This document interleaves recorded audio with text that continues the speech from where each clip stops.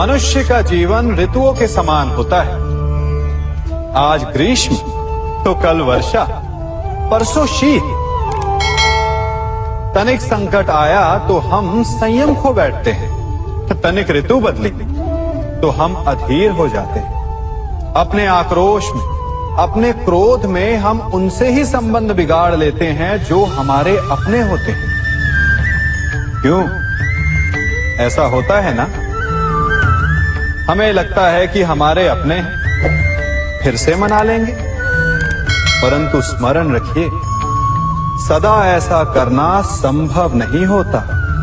सागर की उछलती लहरों को तट सहता है, और यदि तट ही टूट जाए तो बाढ़ आ जाती है। हमारे संबंध भी दूध की भांति होते हैं। दूध तपकर उबल सकता है, परंतु यदि उसमें खटास आ जाए तो वो फट भी जाते हैं। और फटे दूध को चाहे जितना मत लो, उसमें से माखन नहीं निकलेगा।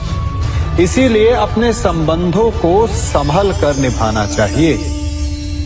कभी खेत में किसी किसान को खेती करते देखा है?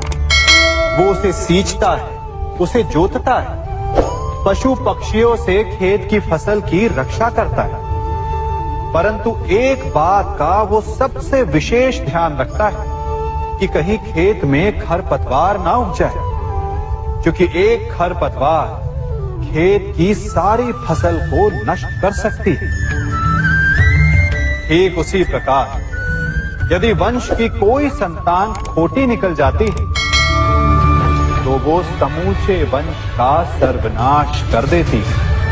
इसीलिए संतान के लालन पालन में विशेष ध्यान देना आवश्यक होता है, क्योंकि संतान वो फसल होती है जो वंश के आने वाले समय को महान बना सकती है या फिर वंश का पतन भी कर सकती है।